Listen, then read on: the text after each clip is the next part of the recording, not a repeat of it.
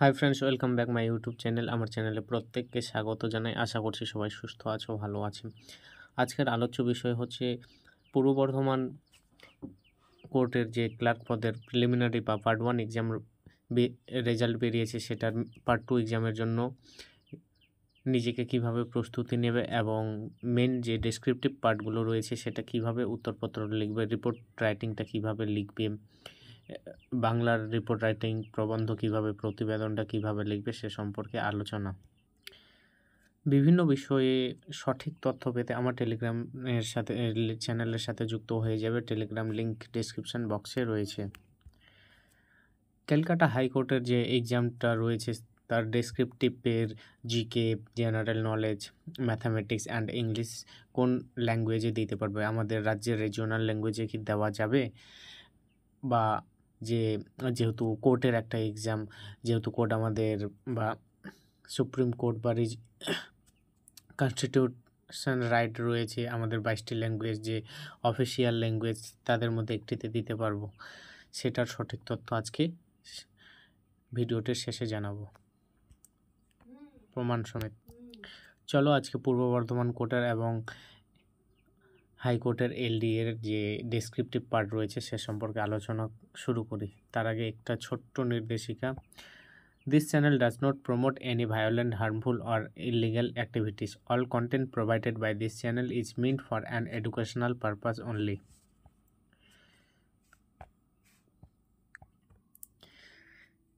যে হাইকোর্টের যে হেল্প ডেস্ক ছিল সেখানে মেল করা হয়েছিল যে জেনারেল ইংলিশ এবং ম্যাথামেটিক্স যে can be answer written in Bengali, the regional language of West Bengal.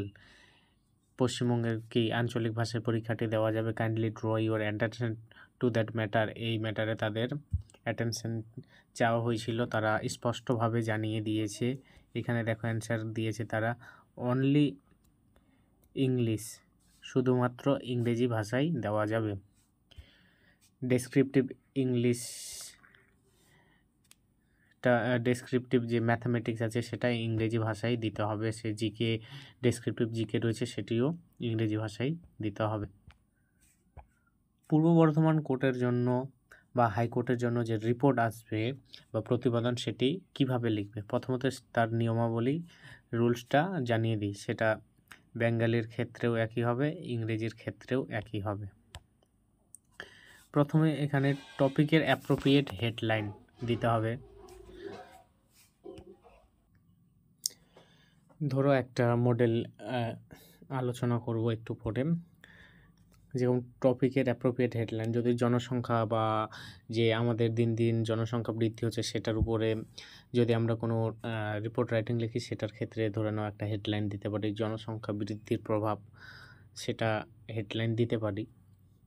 এবার রিপোর্টের সেখানে হেডলাইনের পর নিজস্ব সংবাদদাতা বা সংবাদদাতার নাম দেওয়া হয় অনেক ক্ষেত্রে পেপারে। যদি কোনো ঘটনার উল্লেখ থাকে বা জায়গার নামে ঘটনার স্থান, সেক্ষেত্রে জায়গাটির নাম দিতে হবে। এখানে তারিখ যদি উল্লেখ থাকে তাহলে তারিখ অবশ্যই দিতে হবে। এবং যে রিপোর্টটা শুরু করব, প্রথমের যে প্যারার মধ্যে ইন্ট্রোডাকশান এর মধ্যে সমস্ত কিছু তথ্য দিয়ে দিতে হবে। তারপরের প্যারাতে মূল বিষয় আলোচনা করতে হবে এবং উপসংহারে পজিটিভ দিকটি আলোচনা করতে হবে। প্রথমে নেগেটিভটি আলোচনা করে তার পরিপ্রেক্ষিতে কী কী পজিটিভ দিক হয় সেগুলো আলোচনা করতে হবে। রিপোর্ট রাইটিংয়ে যদি শব্দের লিমিট থাকে সেই লিমিটের মধ্যেই থাকতে হবে, কোনো লিমিট ক্রস করা যাবে না। 1, 2, 5টা শব্দ হতে পারে এদিক ওদিক, কিন্তু তার বেশি করা যাবে না। চলো মডেল রিপোর্ট একটা আলোচনা করি। যেটা তোমাদের বললাম, জনসংখ্যা বৃদ্ধি, যে আমরা দিন দিন ভারতবর্ষ হোক বা অন্যান্য দেশে হোক দিন দিন জনসংখ্যা বৃদ্ধি পাচ্ছে, তার একটা হেডলাইন নিতে পারি। ইংরেজিতে ধরো জনসংখ্যা বৃদ্ধির প্রভাব একটা নিতে পারবো, বা ইংরেজিতে সেটাকে বলতে পারি impact of exponential growth of population. সেটার অর্থ হচ্ছে জনসংখ্যা বৃদ্ধির প্রভাব।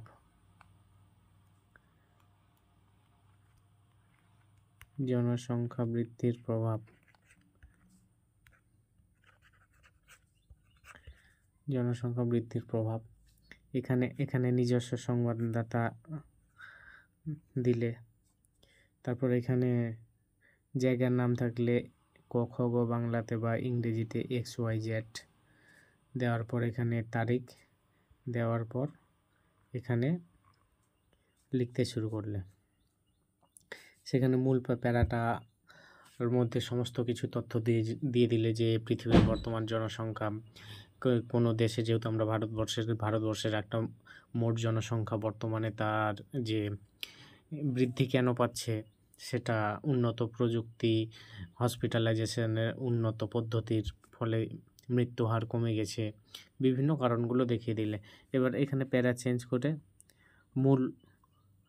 মূল কারণ বা মূল বিষয়টি উল্লেখ করলে, তারপরে উপসংহারে যে জনসংখ্যা বৃদ্ধির ফলে নেগেটিভটা কি ক্ষতি হচ্ছে, তারপরে পজিটিভ দিকটা উল্লেখ করলে।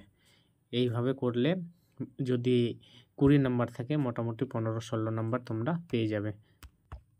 রিপোর্ট রাইটিং লেখার রুলস